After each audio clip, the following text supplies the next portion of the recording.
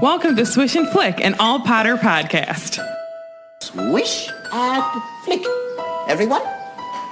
Swish and flick. Hello and welcome to a special bonus episode of Swish and Flick. I'm Tiffany. I'm Megan. I'm Katie. And allegedly, I'm Sarah. Still allegedly. Jury's out on that one. Today we are joined by a very special guest, an episode that we know a lot of our Swishers have been waiting for. So today we have the pleasure of chatting with Mike from POTTERLESS Podcast. Welcome. Hello. Thank you so much for having me. I have also heard the cries of the Swishers, which I just learned that's what you call your listeners. And I'm glad to make this happen. The number of requests that I have had to make a crossover take place are very high, so I'm glad that we are finally doing this. Yeah, awesome. Us too. It's been a long time coming. A lot of scheduling and rescheduling and whatnot. But we're here. I think it's going to be worth the wait. Yes, Yes, I would it's gonna be agree. great. All right, so Megan, I think you have a weekly profit to share. I do have a couple, and they kind of go hand in hand, kind of.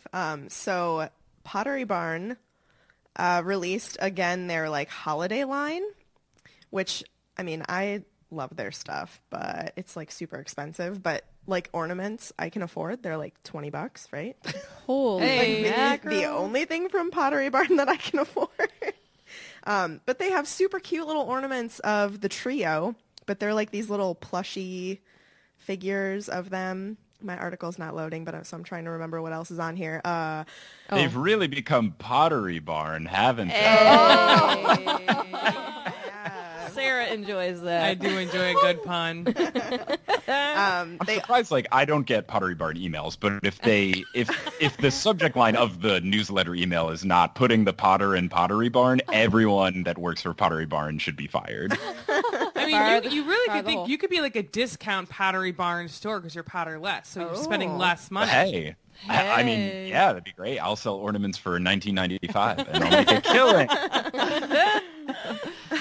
They also have stockings that you can get embroidered, but it's the houses. They're velvet and cute. Velvet and cute. All right. Yeah, I'm I not know a fan you of mean Christmas velvet. stockings, but at first when you said velvet stockings, I was like, that sounds incredibly uncomfortable to wear. And they have these new house pillows that are really cute, where it's an image of the animal for each house, and the Hufflepuff one is especially adorable. Katie. Hold on one second, because I have to say this because it's so insane to me. There is a beautiful, it's beautiful. It is a snow globe. Hogwarts is inside it. Yeah, I've seen it. $69 I thought for you were a gonna snow say- globe. Nice. I agree, nice. But what? Yeah. Yeah. That is bananas. So yeah, but to go along with your, Christmas Pottery Barn stuff, Katie and mine's fave designers, Mina Lima, just dropped wallpaper. They did, indeed. And it's literally the greatest thing ever. But who wallpapers anymore? I was I will literally going to now. say, I thought wallpaper went extinct in 2002 with O-Town and No, O-Town's NSYNC. back. O-Town's they're not. back. Are they really? Yes, they are. All They the performed boy at bands the that Late. didn't make enough money are back. Look I at the need Backstreet NSYNC. Boys. I need NSYNC, and then we That's can never talk. going to happen. JT's No, making JT's too much too good. money. Yeah. Yeah, Justin Timberlake is way too successful to go back to that. Agreed. Come Yeah. on. Agreed. I can dream. So yeah, yes. They're going to bring wallpaper back, because I'm just saying, when Katie and I buy a house, we are totally putting the Marauders map wallpaper on at least one wall. Just make sure that it's Just not the one. done in a bad way, because I will peel it off Yeah, your what if it wall. doesn't I'll line hire up? someone. I get such satisfaction from peeling wallpaper off a wall. You know, when my mom used If to put me you- in the corner when I got in trouble, I would peel the wallpaper, and then the day she discovered it, If either of Tiffany you was in peel my 89-pound per roll Harry Potter wallpaper off my wall, I'm kicking ya. that would be the day our friendship ends. I would do Yeah. it on purpose. I would be like that little kid who's mad at their mom and staring at them while they're pouring juice on the floor. I would look you in the eye and take a corner and just Oh my rip, god. and it my would give me a lot of God. satisfaction. I would It is murder nice you. though when you peel wallpaper, and people that like to do this, they know. Ask Tiffany, when she moved into our house, however many random. million years ago, I took the wallpaper off the room, the duck one. It's so nice. It's just so nice. I It don't remember that. comes off nice. I wasn't yeah. around. Well, You were. It was when you moved in. Oh. Yeah. Yeah. You're right. I'm sorry. I was there because I literally was living there. Mike, this is what we do. Yeah. Sorry. Cool. No, yeah. Story time. so- I am It's a I am wild very ride. familiar with not talking about Harry Potter on my Harry Potter podcast. So yeah, that's my weekly profit news. We got some new wallpaper and some new stuff to buy. What else is new? Cool. The Pottery Barn stuff is great. My mom, once Potterless became a big enough thing where she understood what was happening, for Christmas one year, she got me Harry Potter sheets for my bed at my mom and dad's place. That's really And I was still like reading the books at the time. So before we could put them on my bed, my sister had to make sure there were no spoilers on the bed sheets. That is so cute. Was it like the newspaper ones or something? It was the one where it's white with like black like hand drawing looking things, and it's Oh, just okay, okay. vague images like Yeah. thestrals and people doing spells and stuff. So there's like nothing huge. I think if I hadn't read, I had finished whichever book you first see the thestrals in, so like the beginning of 5, I was past that part, so that was the only thing where I would have been like, what's this winged horse? But yeah, thankfully no spoilers, so I was allowed to sleep in my bed that night. It was great. Aw, that's good. That's so cute. So today we're going to be discussing a theory, but before we announce what the theory is or what exactly we're going to be talking about, we want to get to know you a little bit better, Mike. So could you tell us, I don't know if you just want to read from the doc and I'll just read these and you can just go through them, but like how long have you been podcasting? How did your podcast come about? Like what is Potterless all about? And then could you give us like your whole Hogwarts profile? Sure. So I started making podcasts in general like 4.5 years ago while I was doing Vine, the app, may it rest in peace. Dude, Vines were one of my- so good. Yeah. so good. And TikToks are garbage. They're all terrible. But I had made a podcast about the app Vine because one of my best friends when I lived in Oakland, I met through Vine, and every time we would hang out with each other's friends, they'd be like, you guys knew each other from Vine? That's weird. I'd be like, you're dating someone from Tinder, Rebecca. That is so much weirder. So I made a podcast called Gone in 6 Seconds, which was just me interviewing my Vine friends and be like, yeah, this is unconventional, but also like people meet each other on the internet. It's chill. I did that for like a year, and then it wasn't like achieving its goal, which was for people who don't use Vine to use it. It was basically just people who already use the app would listen because like, I know these Viners and they're talking. So I was like, all right, this has been fun, but I want to do something that is a little less niche. So the first thing I thought of was I was trying to think of like things that a lot of people enjoy. And I was like, well, everybody loves Harry Potter. I was like, ugh, but I haven't read Harry Potter. And then I thought, oh, that's the podcast. So I sat on that idea for a little bit until I met my now fiance, Kelly. And she, when we were still just friends at the time, offhandedly mentioned that she liked Harry Potter a lot. And I was like, aha, an excuse to talk to this girl more. So I decided to like actually do the podcast idea that I'd been sitting on. So then I started reading the books in like March of 2016 and preparing the podcast. And then I released it in October of 2016. And I've been doing it ever since. That's awesome. Awesome. And now it's my job, which is bonkers. Dude, you're living the dream right now because I believe that's all of our dreams. Yeah. It's very funny, and I feel kind of bad because sometimes, so for anyone that isn't aware, Potterless, the podcast, is me documenting my journey going through the Harry Potter series for the very first time. So it was just a couple chapters at a time, and I would switch out the guests and have different people on, all big fans of the series, and I would just try to predict what happens next, or point out things that don't make sense, or make fun of things, or just love how perfect McGonagall is, stuff like that. A very lighthearted, adult, rose-tinted glasses-free look on the series. Yeah. I just recently finished the books, and now I'm doing like the movies and the spin-off stuff and saw Cursed Child, all that kind of stuff like that. But it's funny because in the Facebook group at one point for Potterless, someone was like, isn't it kind of strange that all of us have loved Harry Potter forever and we wish our job could be Harry Potter, and Mike's whole thing is that he's only cared about it for the past like 2 years and now it's his job. Like, oh, sorry. You made the big mistake of reading the books as children. Yeah, how dare we? I get that. Sometimes I feel because like they've all read the books like way more than I have, And so, like, we'll have listeners and they know all of these things. I'm like, yeah, you probably could do a podcast. I'm like, you might be better than me, but here we are. Yeah, I mean, I don't know much. and that's like, not to put anyone down, but like sometimes I make mistakes on the podcast, and sometimes people are like, oh my gosh, I can't believe there's so many mistakes. And it's like, look, at the end of the day, this is an entertainment podcast first and a Harry Potter podcast second. Like, the show did not do well because I get facts correct. Right. The show did well because it's entertaining. So if you have to sacrifice a little bit of, I said Harry was 13 instead of 14 in Goblet of Fire. I think, how dare I? Like, I mean, sometimes you got to make Speeder? sacrifices for for something to be fun to listen to. But yeah, so that's the show. It's been super fun, and now I'm just excited to be in the spoiler-free world, and that's how this came about. Is I just reached out because now that I'm spoiler-free, I can talk about Harry Potter and not be at risk of learning things or put people on the spot, because it was always so stressful for everyone else, like when I would be on panels or podcasts or live shows with other people, because they didn't want to be the person to spoil something for me. So it's less stressful for me and for them, and now I'm trying to be on other people's shows to get to talk to more people about Harry Potter. Yeah. I mean, honestly, I think like the most impressive thing to me about you is that you were spoiler free for so long. God, Like, I know. can't That, like, believe that blows you avoided them my for mind. so long. The thing is that I knew like the cliche ones that had become memes, like going into it, I knew Snape kills Dumbledore and that Snape ends up being good and always and stuff like that. So I knew like the giant ones that are inescapable. But like things like Fred dying or Harry being a Horcrux never got spoiled for me. Right. And the big thing was your tweets when you found out about Harry. Oh my gosh. I couldn't have predicted that coming anywhere. Like, that wasn't even out of left field. Like, that was out of the hockey rink down the street. Like, it was so wild to me. Yeah. But, like, thankfully, I mean, that's a testament to how great the Harry Potter community is. And I think that's what made Potterless have success is if you listen to the early episodes of Potterless, I am so sassy, like arguably too sassy, because I thought the whole series would be just me dunking on the books and making fun of them. And it's like everyone had the patience for me to eventually love the series. And I think that's what makes listening to the show fun, because like as I get towards the end of book 3, you go and see me go from this like curmudgeon-y type, these books are overrated, to like, wait, these books are amazing and I'm heavily invested in everybody.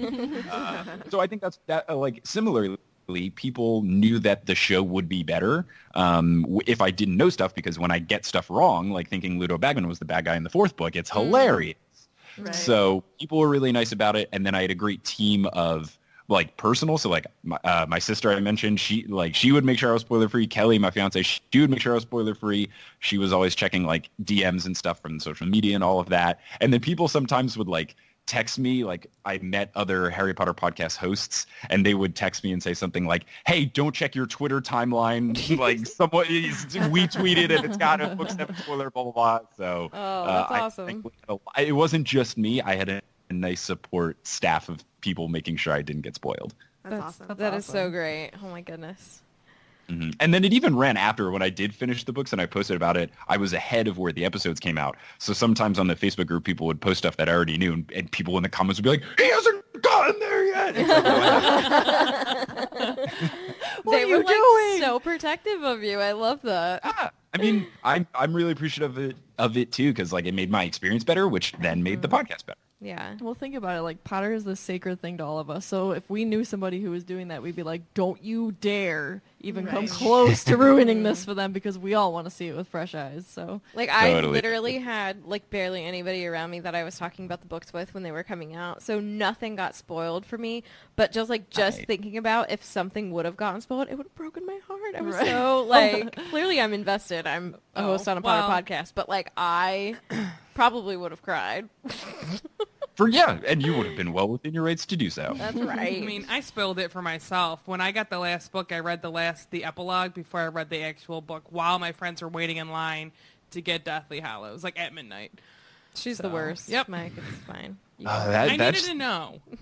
That just seems like a incorrect decision. Well, the reason I do agree with you. it is like I can get really into I feel like this is such a Ravenclaw thing to say, but I can get really into like books I'm reading So in order to calm myself down, I read the end. Okay. So then I could be like, okay, Yeah, sure. you know it's going to end up well. Like, and I couldn't do that. I read Gone Girl on an that's iPad, totally valid. and I wanted to throw it out a window.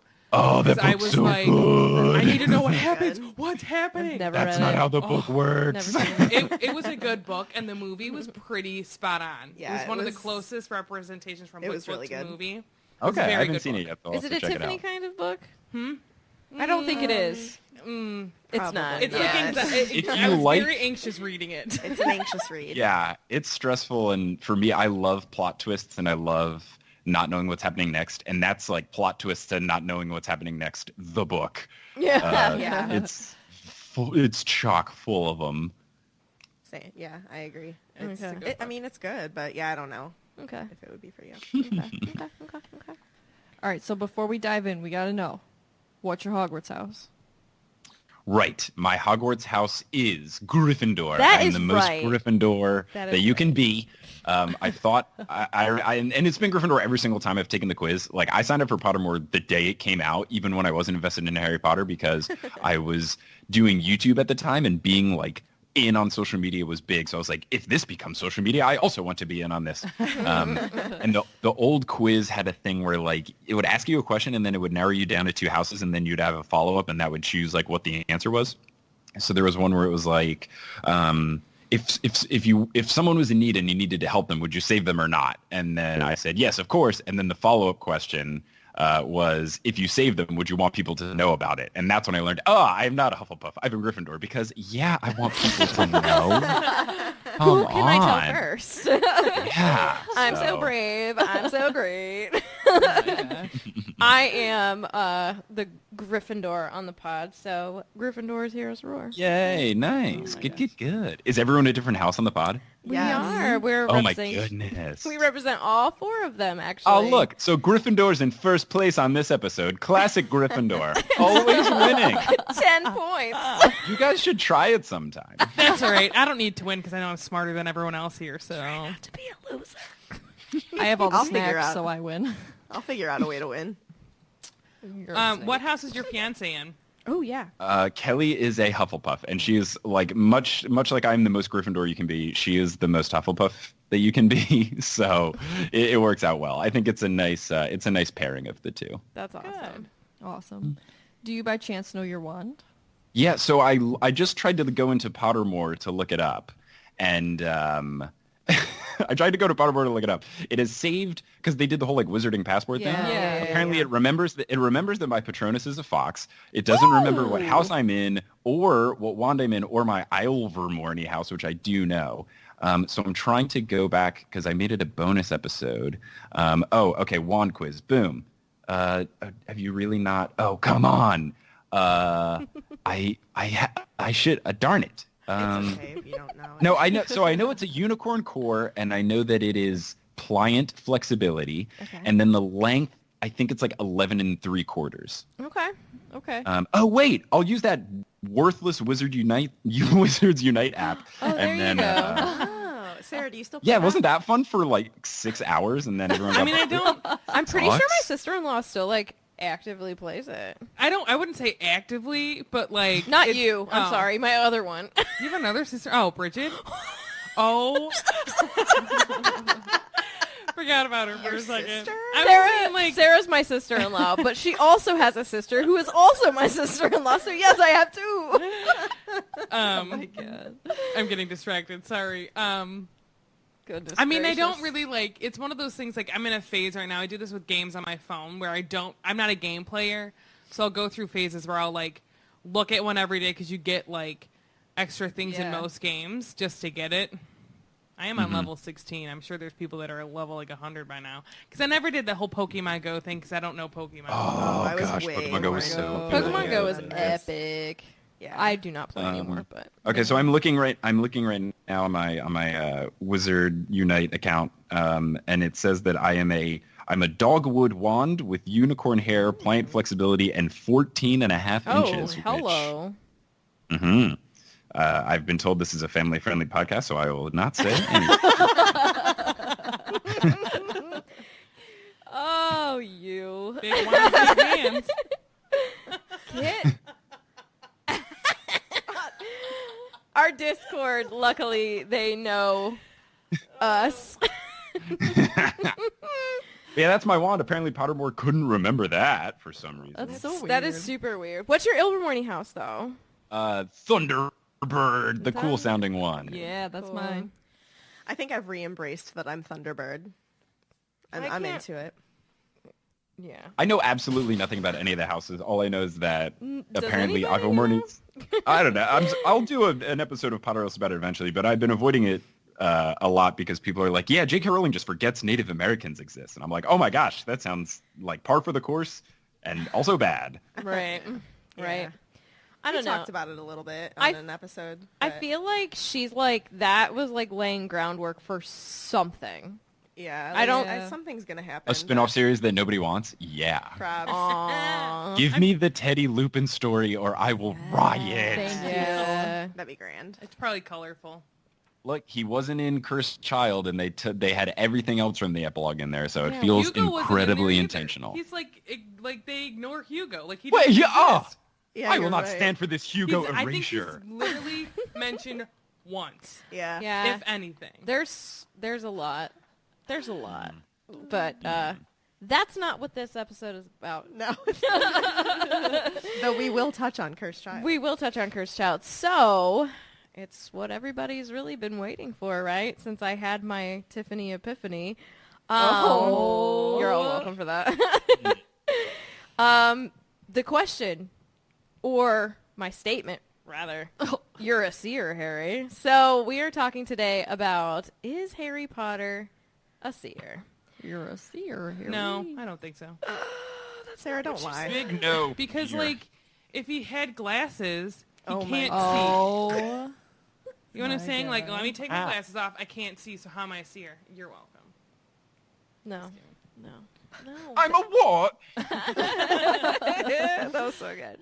So let's dive into what a seer is. So a seer is a gifted wizard or witch who has the ability to see into the future with their inner eye. Use your inner eye to see the future. Seers predict prophecies, which are then recorded and stored in the Hall of Prophecy in the Ministry of Magic, Department of Mysteries. Does that We all exist know anymore? this. I mean, like, it got destroyed, right? It exists. So, according to McGonagall, true seers are extremely rare, and she also doubts whether Sybil Trelawney can be considered as one, despite her sporadically accurate predictions. Dumbledore once told Harry that seeing into the future is incredibly difficult because of the complexity of every single action and its consequence, right? So, but we're not really talking about, Seeing into the future, per se. not specifically. Yeah. So, we are going to touch on seeing into the future, but we're also going to talk about seeing the present. That's Because pretty much what he does. You know, like Yeah. most of the things that for no pun intended, the things that we've seen that he's seen are pretty much either presently happening or like About to super happen. soon into the future. You know what I mean? It's Yeah. not like a year ahead, 5 years ahead. He's seeing like tomorrow. Maybe next he's day, just a like week, a you know. Right. beginner seer. You know? He's a short-term seer. ooh, Oh, that's a It's good like being one. nearsighted or farsighted. Correct. Right. Yeah. So, I've pulled from a couple different websites. So, I pulled from the Lexicon about Harry Potter's dreams. Pulled from Stack Exchange. I love Stack Exchange. Right? There's Right? good conversations that go on that website. And then pulled from Pottermore. So, we're just kind of going to bounce around all over the place. But I thought, like, we should probably start with the main theory example that made the light bulb go off in my head.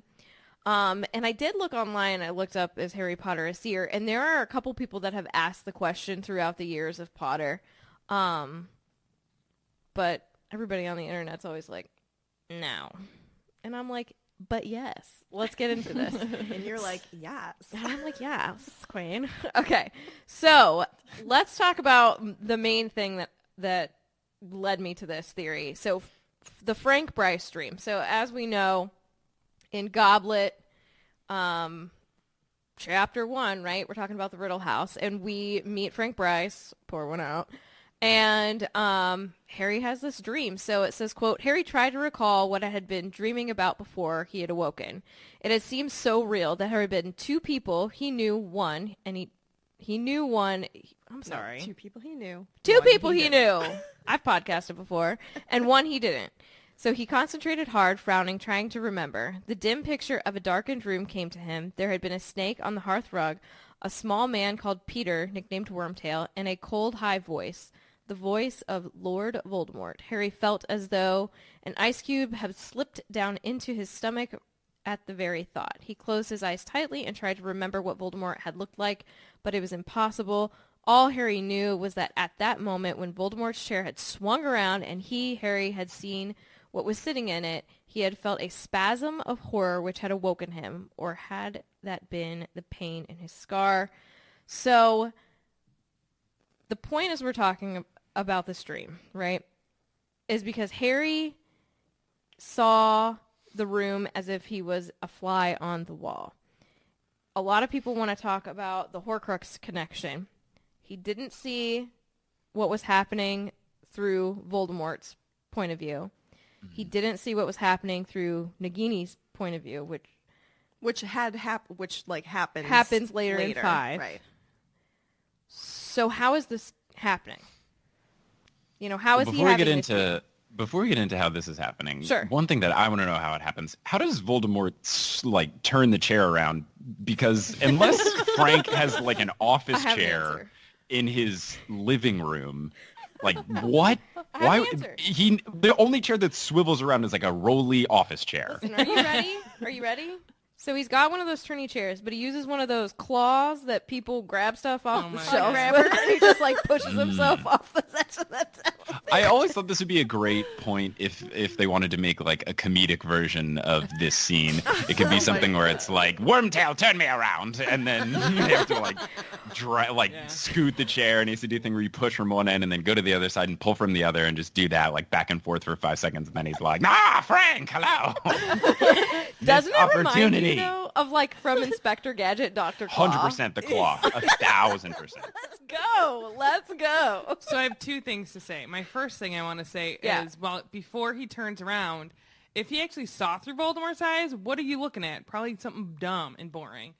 My other answer is how he turns around. Simple. It's magic. That's always the answer. Right?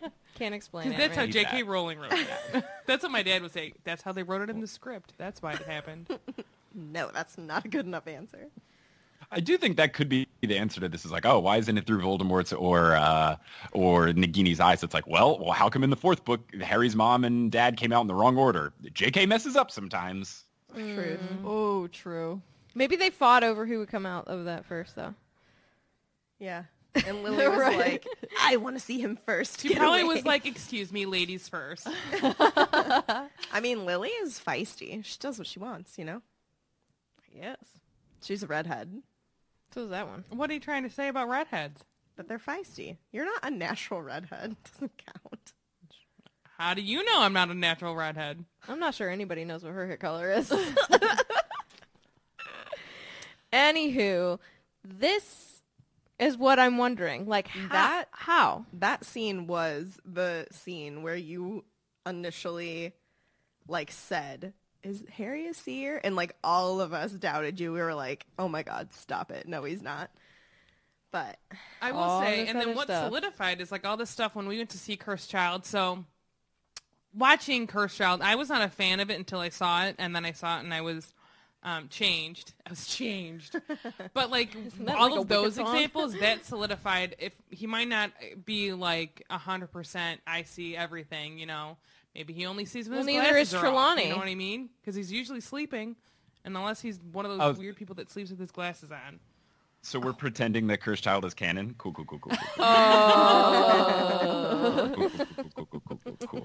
Cool. yeah. I love that you do the Well, cool thing. I'll sip some tea. I mean, I won't say, like, Please, it's Sterling. bad. Like, it's not good. Have you seen it though? I Yeah, will. I think Yes, he did. it's Yeah. bad. You Like, didn't like the- it after you're the first person I've Yeah, talked you to are. that doesn't like it after seeing Oh, it. I just love paying twice as much as I'm supposed to for a play, and I really love people doing pirouettes in between scenes because that's what I know and love about Harry I will Potter. say, I mean, like I didn't everything like that is.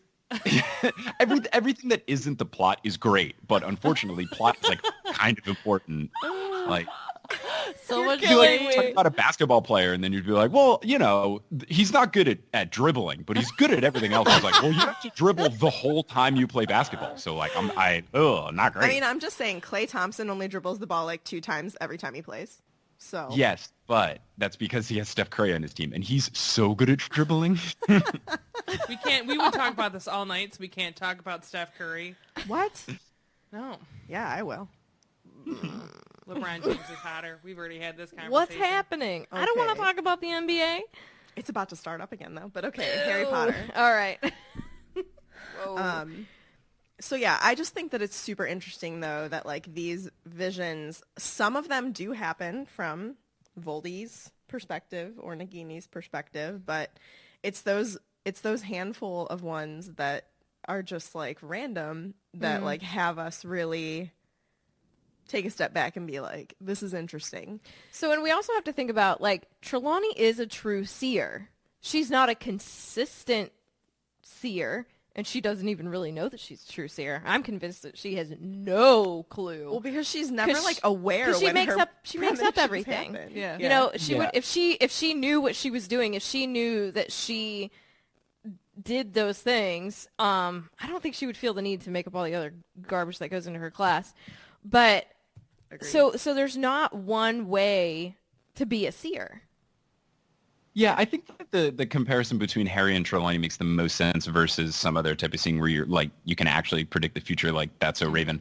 But like I think the thing with Harry and Trelawney is that for neither of them it's never intentional, and Yeah. I think for Trelawney it's like she gets possessed and blacks out and doesn't even know what's happening. Right. For Harry, it seems at least the times like this, it always seems to be dreams, and then he always wakes up not knowing if what he saw was real or fake. Because even if you're Right. going by the cursed child stuff, like some of it, like some of the dreams weren't actual real things, but then it's all in flux because of the time travel and all that. But like regardless, I think Harry's hindrance is that he never knows if these things are real or not, and then Trelawney just like doesn't even recall that they're happening. So Right. I think that they could be, I don't know if there is some Harry Potter term for it, but like they're both like seers, but not on purpose, but then also not like can't channel the power. So like they Yeah. might have some sort of like inherent ability, but they can't access it properly. Yeah. Yeah, and I think that some of Harry's dreams he doesn't remember either, but we can only talk about them because obviously Joe writes them for us to read. Yeah, so we and remember then them, she'll but like then she'll like write she'll like say he Harry doesn't didn't remember. Yeah, he like wakes up and whatever. which is, I Goes about his mean, business. the exact same thing that happens with Trelawney. Yeah, which and- again makes me think, look at that connection there. Like, Well, and Snape you pulls don't out have to be aware. yeah, in the occlumency lessons that Harry has these things when his mind is at its most vulnerable. So when he's asleep, you know. Right. But let's talk about Trelawney a little bit more. So she teaches divination, right? And we know that she got the job because during her interview at the Hog's Head, she had the vision and made the prophecy that Snape overheard. Jerk. Yeah. Yeah. Mike, are you a Snape fan? Oh, yeah. Let's.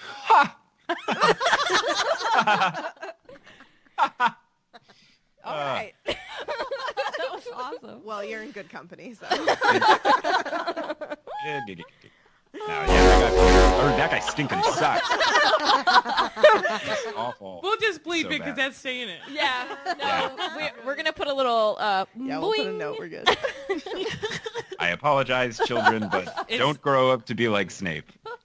Just because someone doesn't like you back doesn't mean you get to be a jerk to their children and their children's friends. But truthfully, let's just be good humans. Okay. So,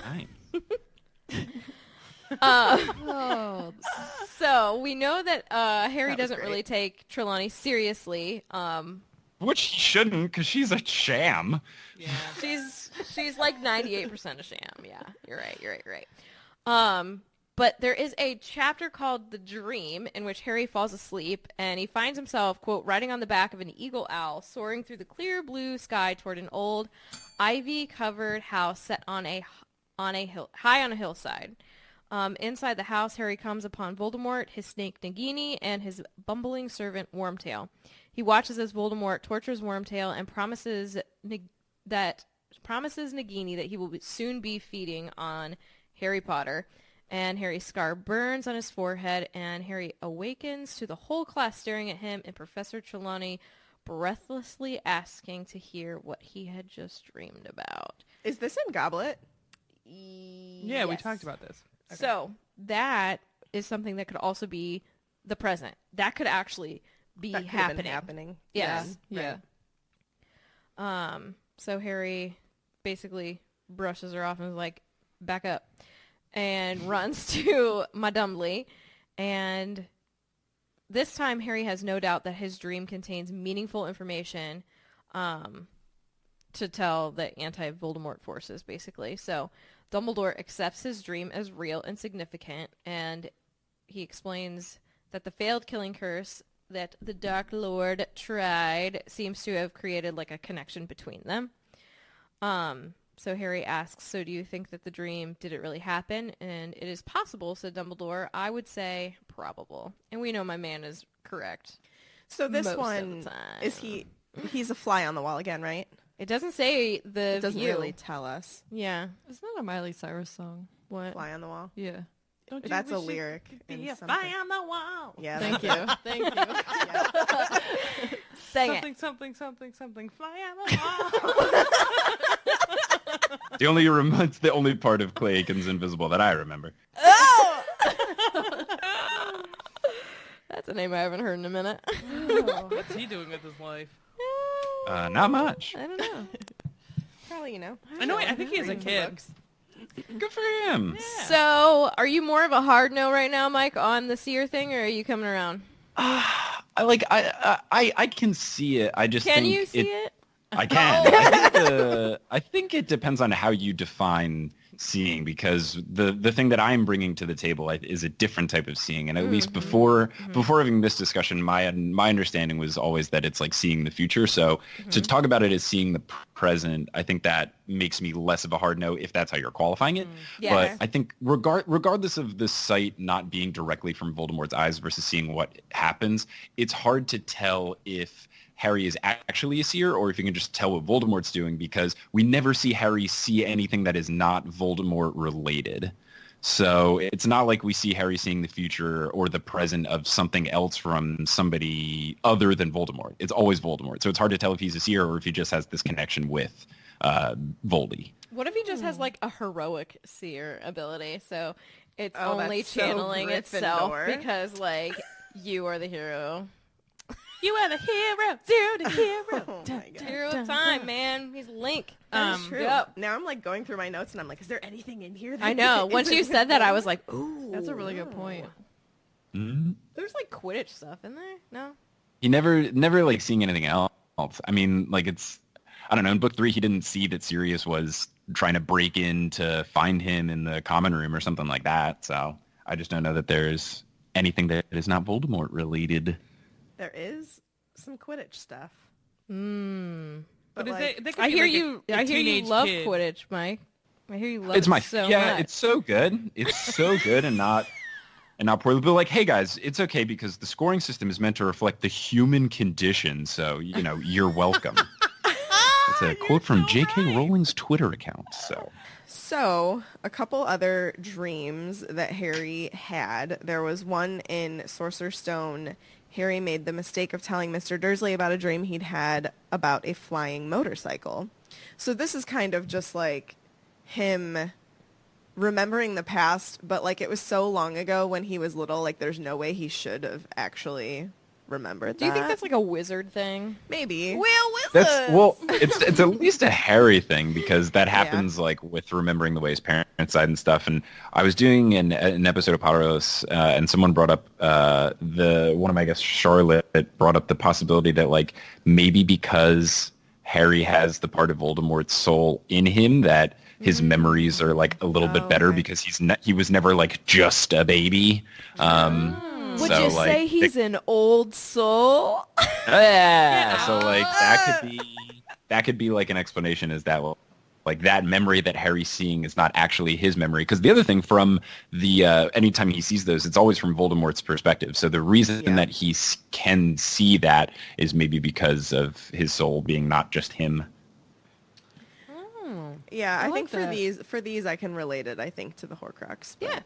I've another never one, thought though, about that though. Like, Yeah. Yeah. It's a cool yeah, thought. yeah. I like that.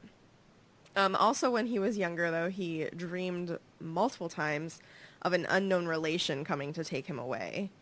But that could have also just been him being in a really crappy situation, wanting to get taken away from it, you know? Yep. But at the time, he obviously had no idea that that would come true, but it wouldn't be an unknown relation per se, just basically a relation, but a cool guy. Basically Coming. both. I'm like, what are you talking about? What relation comes and gets him? Because he Your goes back to favorite the character? Dursleys. So I'm like, really, he's getting taken away, but he also is being like, you have to go back. All right, so now, Mike, we're going to talk about your favorite thing ever. It's easy Some- enough to understand. It's Snape. No, I'm just kidding. Dreams from Cursed Child. Cool. So I think that, like, the thing that I really like about using Cursed Child to solidify this theory is the fact that at this moment in time, Harry is no longer a Horcrux. Mm-hmm. So a lot of the other dreams that we talk about or things we talk about, like, a lot of people can relate that to, well, he has a piece of Voldemort's soul inside him, so that's why he's seeing these things. But when it comes to the dreams in Cursed Child, that's no longer there, but he's still having them. So there is still some weird connection. Because, like, even with Cursed Child, all the dreams do pertain to Voldemort. So again, it could just be this, like, connection with Voldemort, but at the same time, he still does not have a piece of him. You know what I'm saying? Yep, I got you. So, first one comes from Act 1, Scene 8, Part 1. And this is, he's having a dream about the hut on the rock. So basically, he's like reliving what happened when Hagrid came to tell him that he was a wizard. But then towards the end, so it says, Hagrid says, Harry, you're a seer. You changed everything. You're the most famous wizard in the whole world. And then, right from the back of the room, whispering around everyone, words said with an unmistakable voice, the voice of Voldemort, Harry Potter. And that's when he woke up suddenly. He was breathing deeply, and he waits a moment, calming himself, and then feels intense pain in his forehead again, in his scar. So Ginny wakes up and talks to him about it, and Harry says, the Dursleys, well, it started there, then it became something else. And Harry says, no, I'll be fine. Go back to sleep, to Ginny. So that is the first dream that he has. The next one is still in Part 1, Act 1, Scene 12. Actually, this isn't a dream. This is just them talking at the Ministry of Magic. It's him and Hermione, and he's basically, like, telling her what's been going on. That, you know, she's telling everybody, like, we're going to investigate this. Great, like, fine and gravest of all, this hasn't been the case since Voldemort. Harry's scar is hurting again. And then Draco says, Voldemort is dead. Voldemort is gone. And Hermione says, yes, Draco, Voldemort is dead. But these things all lead us to think that there's a possibility that Voldemort or some trace of Voldemort might be back. So again, they're still, like, relating all of this stuff to Voldy. Right. Mm-hmm. The next dream is Act 2, Scene 1, at Privet Drive, the cupboard under the stairs. This one made me so sad in Cursed Child. It's whenever Harry is young and he wakes up and he had wet himself. Right. And Aunt Petunia, like, Yes. Dude, is that one, so like, mean to him. I hate her. She's the worst. I'm going to say it. I really just cannot stand her. She is so awful. Yeah. She calls him an animal. Just thinking about Alana and thinking about Harry and thinking about how I have to be with her because she's 15 months old and thinking about how Petunia was probably with Harry when he was that little. Yeah. Like, it's a shock Harry turned out the way he did. Yeah. She for was sure. probably horrible to him. So after Petunia yells at Harry, she exits with a bang, and young Harry is left holding the sheets. And the stage contorts and trees rise as the dream twists into something else entirely. Suddenly, Albus appears and stands looking at young Harry. And then, right from the back of the room, Parseltongue whispers around everyone, "He's coming, he's coming." Words said in an unmistakable voice, again, the voice of Voldemort, Harry Potter. So, I don't think that scene actually happened, because it's just like a vision that Harry's mind created, and then it turned into this other thing with Albus, because Harry does mention when talking to Ginny that like these dreams seem to be kind of different because they're showing him some pieces of his past, but then also like creating memories that didn't happen, but then are like using them to voice something with Voldemort. But like it's not really like voicing anything except he's coming, and then Voldemort says Harry's name. Right. She's got so many bookmarks. I do have so many bookmarks. I'm sorry. Okay. Oh, and that's when after that Harry wakes up again, and he's talking to Ginny, and Harry says, "I was dreaming. I was under the stairs, and then I heard him, Voldemort, so clearly." And Ginny says, "Voldemort?" And Harry says, "And then I saw Albus in red. He was wearing Durmstrang robes. I think I know where he is." And that's whenever they like discover where he's at. Yep. And they go and get him. See, nothing would ever have been resolved if Harry didn't see these things. Exactly. So, like, Yeah. at that moment in time, he was seeing the present again, because he was seeing Albus in the woods, which is where he was, in the clothes that he was in. Yeah. And that has nothing to do... I mean, I guess Delphi was close to him, so that obviously is the connection there. But again, like... But Harry's not a supposed to Horcrux. have that connection anymore, because Correct. that piece of Voldemort's soul is dead. So it's just weird. And that's what... These scenes are really what sparked all four of us to, like, go, "Oh, wow, yeah, I think that theory is pretty legit." Well, doesn't he say later on when all of the parents are together, it's like Ron, I think, Harry's there, Hermione, and I know Draco's there, and he's like said something to Draco, like, you shouldn't, something about like, you know how my dreams are. And it makes it seem like, why would he though? But I just, when he said that, I was like, see? Because I looked at you when that probably- happened, Tiffany, when we were sitting there. He probably says that to Draco because Draco was on the other side of this when it was going on before. And Voldemort may have... I mean, Malfoy knew that he would like faint and dream all the Right. time. I mean, you know, yeah, because he he would said make that fun to of him Rita for it. Skeeter. Right. Yeah. He's a Oh, jerk. Malfoy. But I actually like Draco in Cursed Child, so... That's okay. great. He's fine in Cursed Child. I just hate that he like lost all of his growth.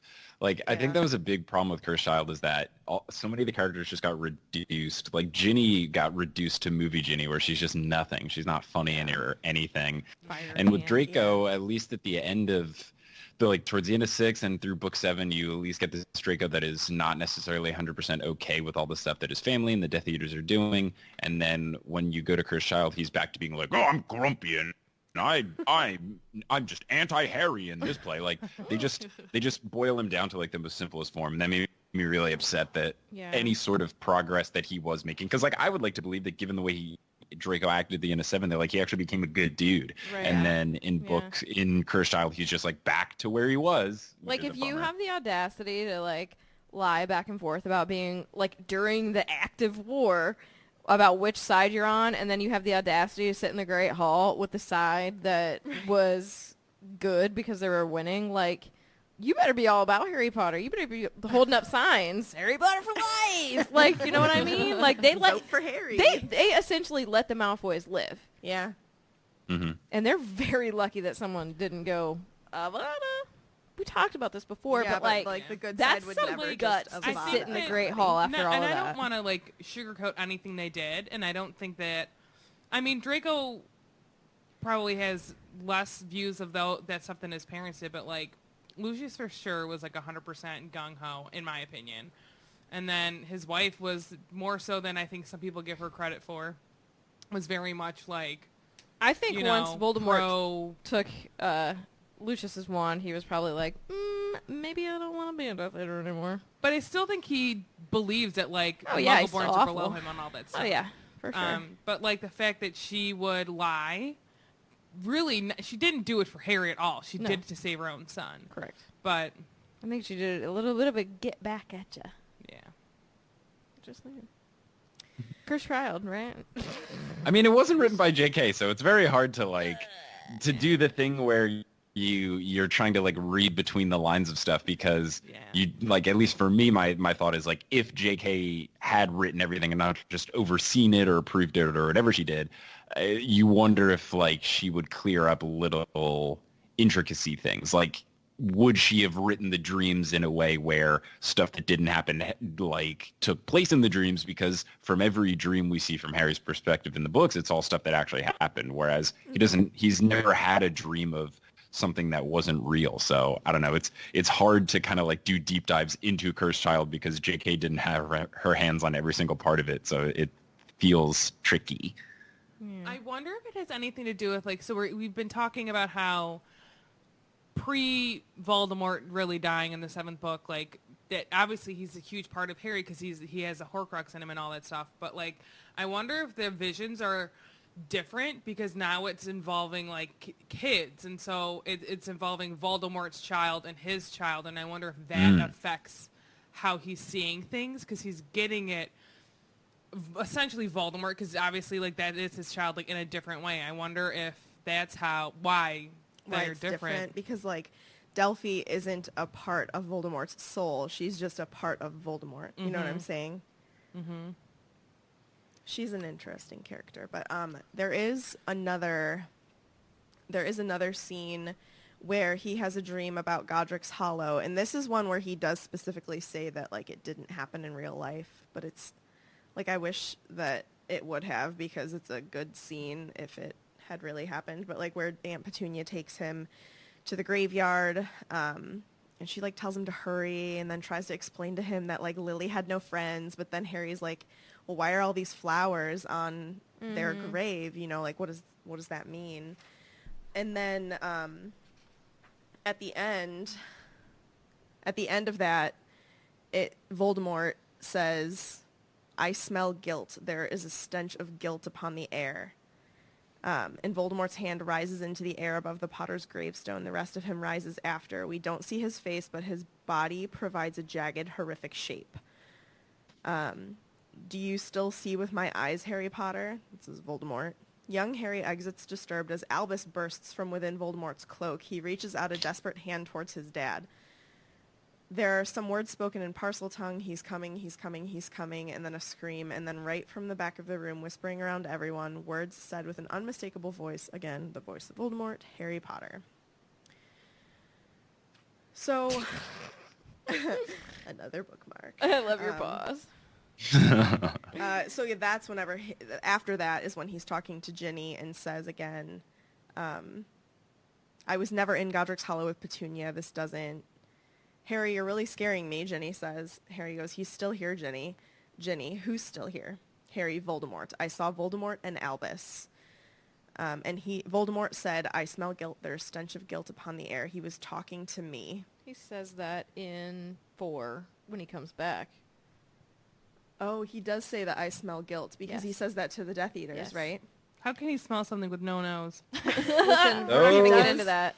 He has slits for a nose, just no nose shape. So he has slits for a nose, but you're still on the whole. He has absolutely no lips. Lipless. It says lipless. Says. Okay, but he doesn't have a nose. I He's just don't. falling apart, man. Maybe, though, because he's like a snake, he smells through his tongue. You know what I'm saying? Does Voldemort have ears? I was literally, Mike, I was I wonder if just someone could thinking sing the that. head, shoulders, knees, and He toes, does. knees and They're toes, very small. Okay. eyes and Why- teeth and then mouth. why- You don't have a nose. Like, why would you... If a nose is just cartilage and ears are just cartilage, why would you have one but not the other? Maybe he values hearing more than he does smell. But if he can still smell through his little slits, why aren't his ears just little slits? I don't know. I don't know. Can I talk about something real quick though? Yeah, No, I'm done. That's all I got actually, from Cursed Child. How we talked about Harry having the dream that he was going to be taken away by somebody, right? Yes. When he's younger. So it made me think of what I had just listened to not so long ago in 6, because I'm listening to 6 right now. And when Dumbledore shows Harry his memory of going to the orphanage, they see the memory, they come back, and Harry says, he believed it much quicker than I did. I mean, when you told him he was a wizard, said Harry, I didn't believe Hagrid at first when he told me. Yes, Riddle was perfectly ready to believe that he was, to use his word, special, said Dumbledore. I wonder, this could be a Horcrux connection kind of thing, with like both of them wanting to or believing that they were different. Like, is that Because some kind of a Harry connection they believed had? He was different, but he didn't want to believe he was a wizard. Is that what you're saying? Like, just that this can't be it. Like, I wonder if that's like something that gave them like that kind of superiority connection. Because, you know, a lot of their personality traits are the same. Yeah. Just a thought. I like how it's similar. Because they are very similar. In their thoughts and feelings, the way they feel about Hogwarts. Mm-hmm. Yeah, they are similar. A lot of the traits that were transferred via the curse. But I just thought that was interesting that they like both felt that way. It's not using the same words, but you can draw your own conclusion from that. Before I move on to Katie's part, did we want to talk about it all, like Grindelwald being a seer? I feel like that's a whole nother conversation. No, but like comparing him to like Trelawney and I don't know. Someone brought it up in the chat a while ago. You do you, boo. I mean, So now we're going to act like the Fantastic Beasts movies are canon? What are we doing? Oh, you are I mean, crazy. they are. It's just that's another conversation to be had. We got in a long conversation about that the last episode we recorded. I was not here, so. true. I watched I haven't done like a deep dive into them because I haven't done episodes on it yet, but before I did a live show at LeakyCon in Dallas about the Fantastic Beasts spin-off book, I was like, oh, I'll watch the second movie. It was like, maybe I can make some jokes and make fun of it because it's supposed to be really bad. And it's just, the movie is so bad, and it's not even bad in a way that you can make fun of it bad. It's just confusing. Yeah. And it's just not there. fun. There's nothing fun about it. Zero things are fun. We have a lot of qualms with it. There's like the characters that aren't introduced. You don't even know who they are, what they're doing. You have to like read the Read screenplay to understand things. some of the things Yeah. that are happening. I don't know. I So just kind of bad. found it boring, if I'm being 1,000%. It's also honest. very boring. We're actually talking at LeakyCon coming up in what is it, like 15 days? Somebody posted Oh, you'll be today. there too. I'll be there. Yeah. Are you gonna be in Boston? Yeah. Oh, cool. Yeah. Let's There will be a hang. Potterless live on Friday, and then they have told me I will be doing other things, but much like with Dallas, I did not learn until the day before, so we'll see what happens. Oh, got you. Gotcha. Yeah. We're I gonna will eat it. we're gonna be there. We have 2 panels on Sunday. Nice. But we're gonna be talking about credence, human or beast. So yeah.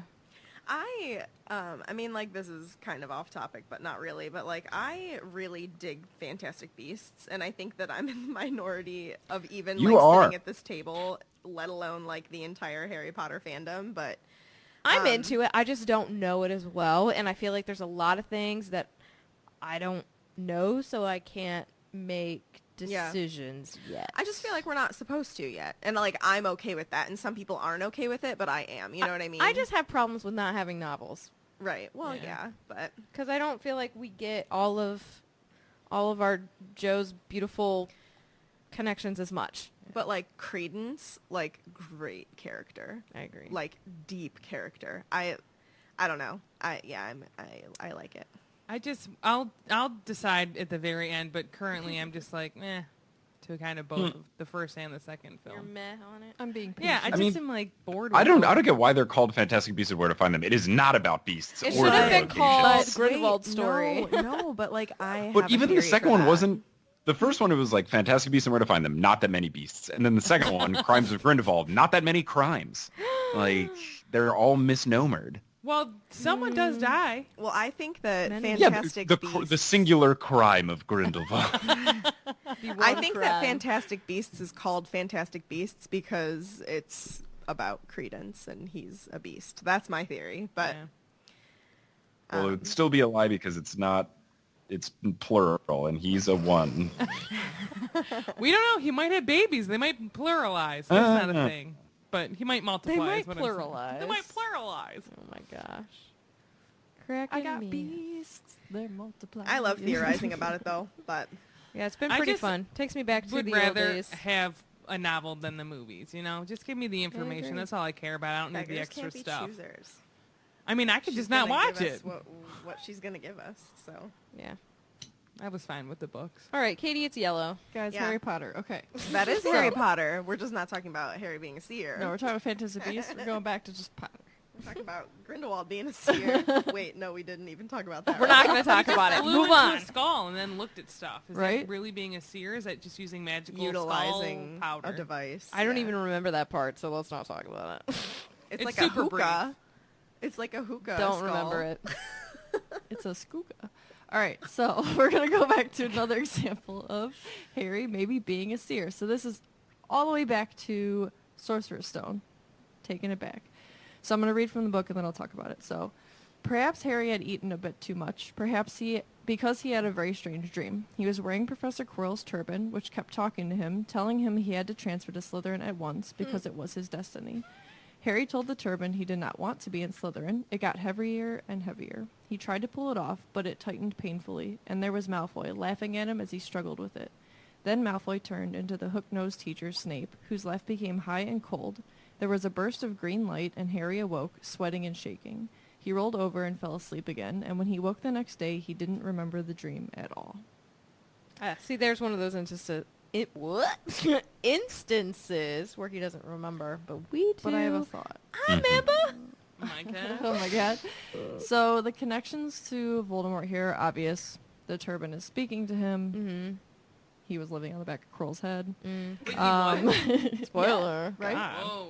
That dude saw some things. Just saying. That's The high cold laugh. We know that that's Voldemort. The green flash of light. We know that Harry has remembered that repeatedly because I think that was something very traumatic. He saw his parents die. Really? It was traumatic? A little bit. Oh, I didn't think so. This article that this is pulled from says that it's interesting that Malfoy and Snape are connected to Voldemort in the dream because Yeah. one transforms into the other. They do end up being connected later on with the unbreakable vow and all of that. Mm-hmm. And Snape Oh, protects yeah. Malfoy. And they're all twisted in this plot with Voldemort. So according to this article that this is pulled from, Jeez, Harry. Prophecy. right? It's too bad that Harry forgets the dream because it accurately reveals his ultimate challenge in this book and throughout the series. So this person claims that that is to defeat the malevolent lineage. Malevolent. You can't say malevolent. Maleficent. Basically, Snow White. to defeat the lineage of characters from Slytherin. I don't know. Is that his whole thing?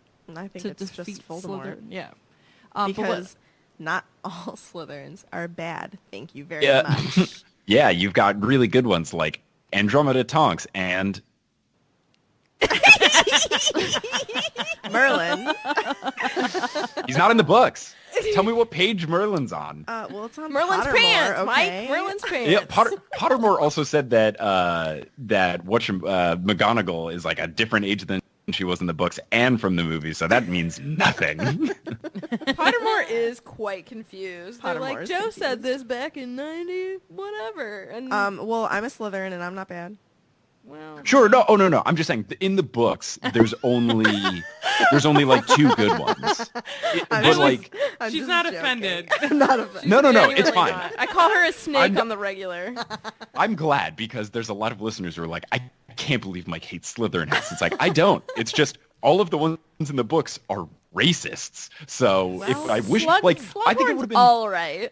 Slughorn, Slughorn is garbage, and I will defend this till the day I die. I kind of agree. Slughorn if Slughorn would have just swallowed his pride and told Dumbledore, "Oh, hey, I made a big mistake, my guy," and not lied to him when My Dumbledore's guy. like, "Hey, did you mess up?" and he was like, No, let me give you this foggy He should have memory. said, right. Like, if he would have done that, Dumbledore could have started the search for Horcruxes years earlier and saved a bunch of lives. So Slughorn, not Maybe good. even his own. But like, think about the fact that like he's giving him this modified memory. You're literally giving this to Dumbledore, who's not dumb. It's just that It's just a part of his self-preservation that game. Slytherins come with. He just, made a I'll just stupid screw choice. it up a little bit. No one will notice. It'll be fine. It is so poorly done. It's like a really badly edited video. Yeah, it's like when you It's like our first Photoshop something. podcast. No, I'm Aw, joking. that I'm hooks joking. people. God knows why. 'Cause you're funny. Are we? Well, I am. I don't know I about am. you fools. I'm funny. I think you're all funny. Mike's like, I'm just gonna stay out of this conversation. You don't want to get I into want this because to we're going to see open you in this box Boston. of worms. Yeah. I'm actually not gonna be there. Find your panel. Oh, gosh. What else do we have here? Katie? What I like about this in particular, other than obviously the turban comes into play later and we find out that Voldemort's really there and it really does talk to him and blah blah blah and the green flash of light. What I like is that he doesn't remember this. We see the books from Harry's point of view. Right. So what is the point in pointing out what Harry sees Ooh. just for us to know because he doesn't know? Oh, I like that. Is Joe trying to instill in your brain, hey, Harry's got a little special gift here? Well, but like, has that ever happened to you where you have a dream and you wake up but you remember you had a dream but you can't remember what it was? Yeah, I don't yeah. like Oh, that. yeah. And Yeah. you have every like time. the feelings of it. Yeah. But it doesn't even say that. It just says that he didn't remember having it at all. He has not Right, even but, a like, feeling. Not every single chapter is from Harry's perspective, so it's not that the narrator is 100% Harry. There are instances Right. where we see the Muggle Prime Minister or the Death Eater meeting and stuff like that. So it could just be an instance of that. I mean, really, what it comes down to is the narrator comes from the perspective of whatever is most convenient to drive the plot along. When the whole point of a plot twist is Harry doesn't know it yet, the narrator will be from Harry, so the reader doesn't know. And then if it's trying to this is basically the opposite of that. It's in order to provide some sort of foreshadowing that Harry does not act upon, that you get to see it, and then very conveniently, it's just, and then Harry forgot. So, I mean, the narrator ultimately is whatever is the most convenient means of storytelling because it's a narrator. So, Right. Yeah. I personally wouldn't think this is alluding to something larger. I think it's just hey, I got to write this book and I need to do it in this particular way. So Harry forgot. Right. So Harry Fair forgot. Do you want to know what's interesting about... Sorry, we'll get to you. No. No, I was just listening in 6 and Harry gets hit with the bludger so he can't play in that Quidditch match against Ravenclaw. It's where they win and because Ginny is the seeker instead of Harry. And she writes that Harry's head is wrapped up in a turban because he got hit in the head and it cracked his skull. And I was like, oh, Ooh, that's painful. throwback to Quirrell. I forgot all about that. I can't wait And to he dive also into those has again. Voldemort in his head. Whoa. Whoa. Connections. I was gonna say that I thought of 2 good Slytherins. Oh, go for it. Did you or did the Discord chat? No, I did. I'm not looking at. Say it. Discord, I'm so ready maybe to they did. prove you wrong. Lay him on me. Give it. Albus Potter and Scorpius Malfoy. Those aren't Oh, canon yeah. in his head. First child. That's a real thing. Not going to get him with those. But And see, also, I again, just- I'm saying the books. The books. Right, In the books. I just really love Scorpius. Vinny said Regulus. at the Scorpius end. is great. Yeah, Regulus, the guy who was on in the Nazis his whole life until a couple months before he died. Yeah, that guy's great. Yeah, I'm not into that one. God, Well, I love the I will way- say Regulus ended nicely, but at most, if you're being the most lenient, you've got you could say Snape, but you'd be wrong, and then maybe and then Andromeda, who we just don't learn anything about, and then Regulus, and then maybe Slughorn if you want. So absolute most case scenario is 4. That's rough. Well, how many good, 4 people. How many good Ravenclaws do we know? We have Luna. Roger Luna. Davies is a saint. But think, I have what's his name that can't remember it. Gilderoy Lockhart. You got Gilderoy. He's not a good I have person. Trelawney. You know. You got Luna. Ollivander. None of these people were in a racist cult, That's so true. I'll, I don't know. We don't know for sure. No, that's true. No, Lockhart is garbage. I mean, the other thing is we don't know that much about the other houses and stuff, but Right. Gilderoy doesn't know much about anything anymore either. I'm so. literally gonna very true. think so hard on this. Do you want to know? don't something? hurt your brain. There are a lot of really great Gryffindors. Oh really? Very Do you want to true. tell me It's all about really them? The best one's Yes. Wormtail. Yeah, I think Wormtail's the bomb. Whatever. I like that the big argument is there's one bad right. Listen, Do it's you want me all to we name got, every bad okay? Slytherin? Because this podcast episode will be 87 hours long. People would listen. I mean, at the end of the day, like, let's name some bad Hufflepuffs. I was Katie, just gonna say. Petrus. Kate will be Oh, like, I'm so Zachariah Smith is literal human garbage. Listen, on this podcast, we say that Sarah is garbage. So are you putting those two in the same garbage can? Zachariah Smith is literal human rubbish. Oh, because we took I will tell you this. We took a BuzzFeed quiz, and it was, are you trash or are you garbage? Sarah is garbage, and I am trash. So that's why. enjoy that. I just That's a funny quiz there. Yeah. you win either way. This is the Of life course. we lead. Of course. Shall we continue? Sure. All right. Dude. Yeah. So we have another connection to Malfoy too, which Meg talked about that dream when Harry fell asleep in divination, and an eagle owl flies, and the Malfoys have an eagle owl, which we see. I think he gets like a package delivered to him in the Great But Hall. didn't we discuss that it was probably not Malfoy's owl that we saw? It was Probably from Barty, Judy. Yeah, we did. We call But Barty still. Crouch Jr. Judy. Oh, not to be I like confused that. with Moody. Because he's not Got it. Moody. He's He's not. And we didn't I want to like call that. him Fake Judy or Fake Moody. We because call him that's too Foodie. much. And we couldn't And call him that's dumb. we couldn't call him Booty, so Right. No, Judy is good. I like Judy a lot. That's very fun. It was just really confusing to like read. Be like, I mean, fake Moody. yeah, and I was Real like, Moody. no, Fake Moody. So we're like, no, Judy. Moody and Judy. Judy's good. I dig it. yeah. Yeah, you're right. That was Judy's owl. Well, but didn't we say that it also could have been Malfoy sending the owl about, like, to Rita or something? It could have also been Percy's owl to, Oh, yeah, like, 'cause if he he was has an eagle owl. communicating with all these options. Junior as his father. Right. Because he has an eagle owl. Right. There's a lot too of many possible. eagle owls. Whose name is There's too many options. There's also not just one eagle owl in the all of Potter. Yes, is, there though. is. One. It could have One. just been some rando guy that One. has Is an Owl. eagle owl a real animal, or is that just like a magical I don't thing? know. I It's think real. it's real. It's real. Listen, Well, you know what? If I don't know not, because I'm gonna take to the internet Tiffany, highway. there's only one snowy owl, so maybe there is only one Not eagle anymore. owl. Oh. European eagle owl, magnificent. I would just called you Tiffany, Katie. Hi, do you know me? I'm your wife. Hi. Yeah, y'all I are know. married, so Katie, don't talk about such sadness. yeah. No, I eagle did not owls are the care ones that with the much. little tufts on their heads. Yes. They're very cute. Oh. Yes, Oh, those are cool, cute. cool. All right. They're One. Go ahead. I'm sorry. I just said they're real. That's all. It's real to us. One more thing that we pulled from Order of the Phoenix. So this is Tonks speaking to Harry. This is just as good to me. I don't know why. As Cursed child. no. As my original one. With, Your first one. Okay. with Mr. Frank. So Tonks starts out and says, "There isn't any Seer blood in your family, is there?" she inquired curiously as they sat side by side on a train rattling towards the heart of the city. "No," said Harry, thinking of Professor Trelawney and feeling insulted. Freaking I Harry. love it. Oh, narrator Harry's so good. Sassy.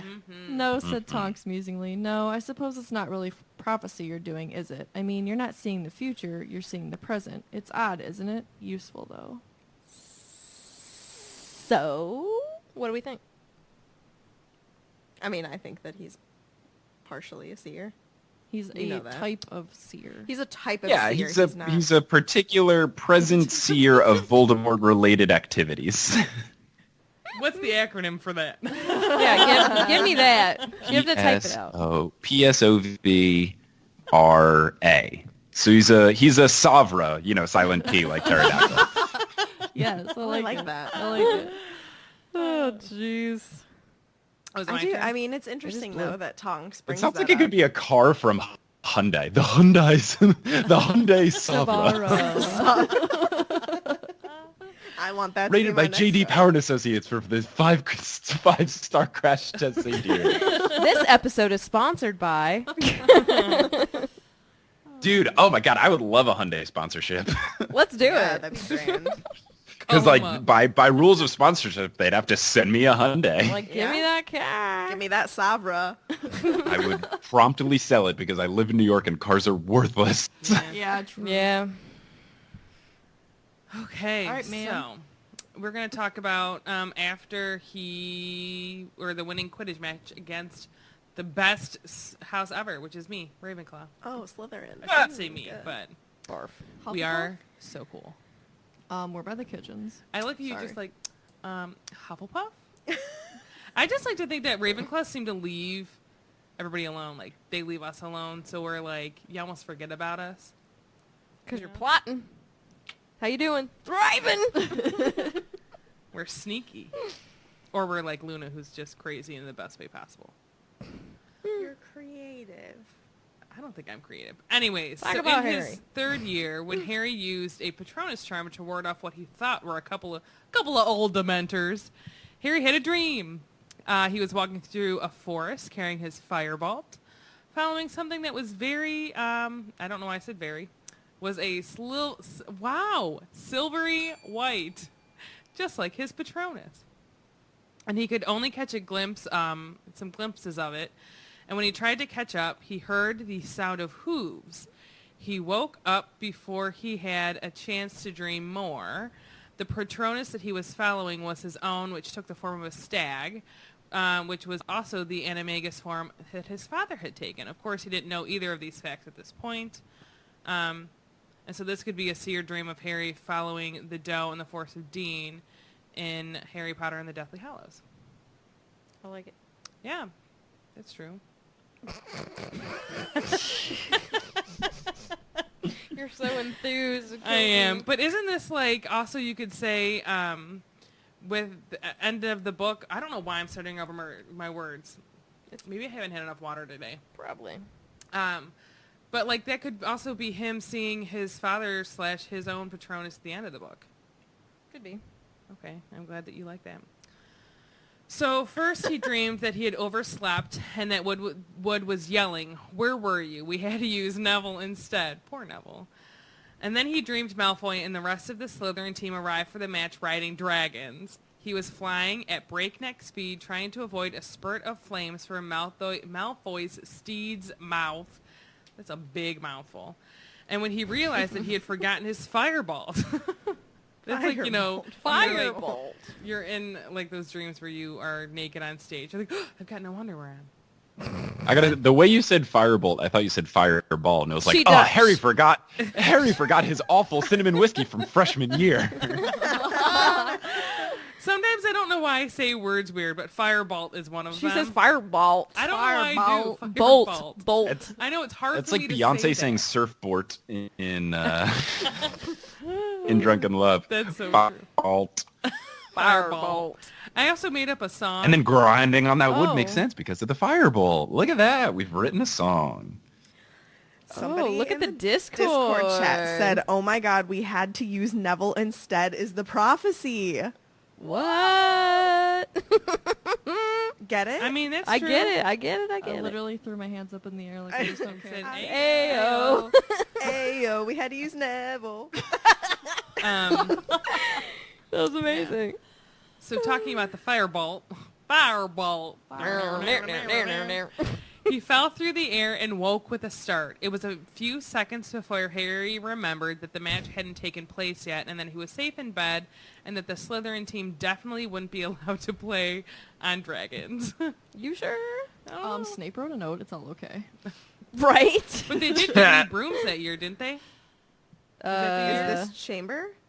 no. I don't know. No, I don't In think the so. second, in the second book is when they get all the Nimbus 2001. Yeah, this Yeah. is 4.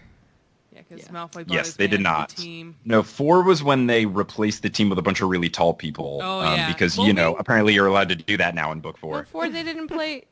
They didn't play Quidditch in 4. Not 2. 5?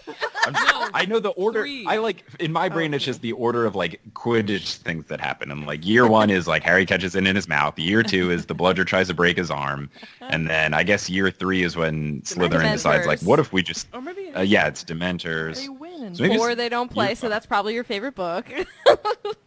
I mean, I enjoyed the change of 4 pace. and Except they do 7. play it in the beginning because of the World Cup, so it's still there. There is Yeah. a lot of Quidditch in the beginning. Yeah, you're right.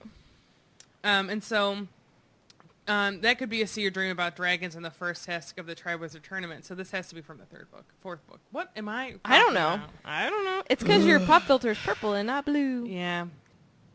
Is that all we got on Harry being a seer?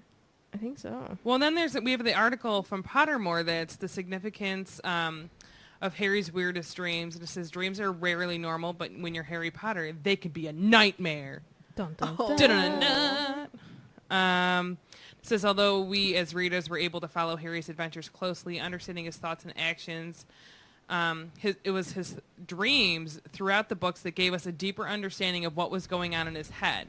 He was, for example, often haunted by nightmares of the deaths in his life, from Cedric to reoccurring ones of his own parents, and sometimes his, quote, dreams were not actually dreams at all, but his mind being infiltrated by Lord Voldemort.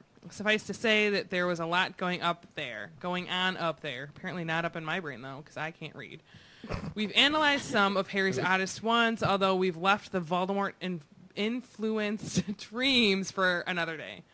So it has like the motorbike one, the talking turban one. I was going to say the talking curl one. I'm not going to read this because we already talked about it. The Forest Dream, Grimmauld Place Dream. Basically, it's saying Harry's a seer.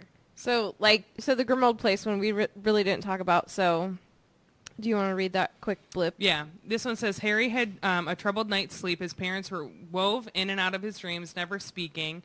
Mrs. Weasley sobbed over Creature's dead body, watched by Ron and Hermione, who were wearing crowns. Yet again, Harry found himself walking down a corridor, ending in a locked door. Was that after they got prefect?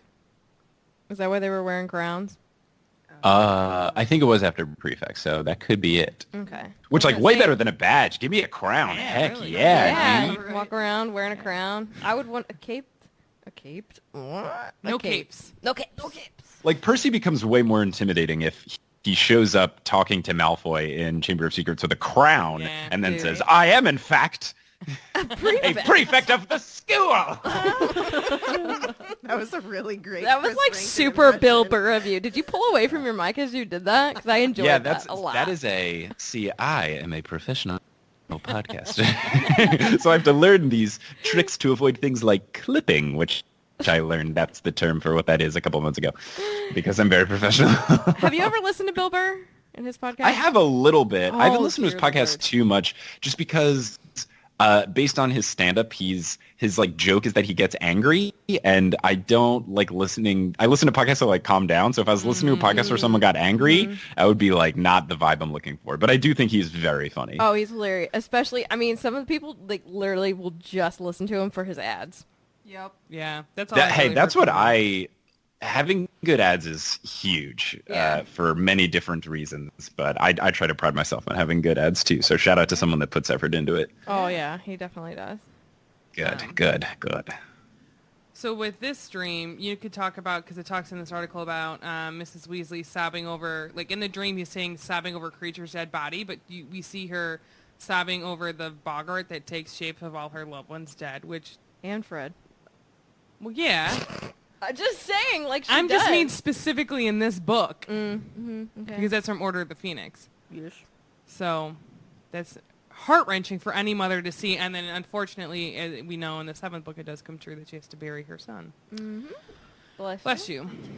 And then it does talk about I love this dream. after initially being jealous of Ron and Hermione's elevated status, seeing her as them Oh, wearing it is, okay. crowns, All right. Harry's jealousy was put into perspective when he saw the things that troubled Molly. The suspicious presence of Creature in the house also inhibited this dream. Harry was right to have the worrisome elf on his mind. But it's a good thing to, like, you know, keep him, because he is essential in the 7th book. He being Creature. And Harry, realistically. It's a little important. And then it talks about Cho Chang and the chocolate frogs. I That love sounds like this a kid's dream. story. Cho Chang and the chocolate frogs. I love how, like, in the dream, she just, like, pulls out, like, handfuls of chocolate frogs, cards, Yeah. and she's like, Cedric gave me these. Yeah, it says he dreamed he was back in the DA room. Cho was accusing him of luring her there under false pretenses. She said he had promised her 150 chocolate frog cards if she showed up. That sounds like something Ron would want. Can I have your Yeah, 150 really, though. chocolate cards, but you know what I mean. Harry protested. Cho shouted, Cedric gave me loads of chocolate frog cards. Look. I don't know why I find it so funny. And she pulled out fistfuls of cards from the inside of her robes and threw them into the air. Then she turned into Hermione, who said, you did promise her, you know, Harry. I think you better give her something else instead. How about your firebolt? And Harry was protesting he could not give Cho his firebolt because Umbridge had it. And anyway, the whole thing was ridiculous. He'd only come to the DA room to put up some Christmas baubles shaped like Dobby's head. Dude, that sounds I'm like a dream. going to just retract my statement before when I said Harry doesn't have dreams where stuff doesn't really happen, because clearly this happens all the time and I forgot about it. Cho does get I mad wonder, at him. did he actually put Christmas baubles up that looked like Dobby's head? And Yeah, I want some. he did. I thought that did happen. Like, I thought that was no, maybe that was just a dream. Why did I think that really happened? I mean, it's been too long since I've read that book. And it says, when he wasn't worried about Lord Voldemort, Harry was just a teenage boy at heart. During his relationship with Cho in Order of the Phoenix, the short-lived romance was overshadowed by her ex-boyfriend's death. We can see those concerns in this dream with the chocolate frog cards representing Harry's worth versus Cedric's worth. Harry was clearly worried he couldn't live up to a dead man's legacy. The many other troubles of Harry's fifth year, such as Professor Umbridge, were always stifling him, and his secret DA lessons seemed to congeal into abstract disarray. Then it says, poor Dobby. I don't know why. Maybe because Maybe they meant like the actual baubles were just a thing of Dobby's head. Like what? Whoa. And then it says the Horcrux dream. It says this mantra seemed to pulse through Harry's mind as he fell asleep at night. His dreams were thick with cups, lockets, and mysterious objects that he could not quite reach, though Dumbledore helpfully offered Harry a rope ladder that turned into snakes the moment he began to climb, and that's from the Deathly Hallows. And as we know, he had to like hunt down the Horcruxes, took over his entire life and the whole thing, and then all the movies, because there's like 8 movies from the last book. A lot of camping. It seeped into his subconscious as a result. Like my dad says, it's a Dick's Sporting Goods commercial. Yeah. Yep. And it says, this particular dream saw Albus Dumbledore offer Harry a ladder to the Horcruxes turned into snakes. At this point in the story, Harry had lost his trust for his deceased headmaster due to finding out things about Dumbledore's past that the old wizard never divulged. It's really none of Harry's business, but who am I to say? Ooh. The ladder must represent the help Dumbledore tried to give Harry, and the snakes must represent the betrayal Harry felt at this point in the story. Clever. Nice. Or that Nagini was going to trip him up. Mm-hmm. Where all of these things are importante. Says, oh, and this one? He dreamed that Neville and Professor Sprout were waltzing around the room of requirement while Professor McGonagall played the bagpipes.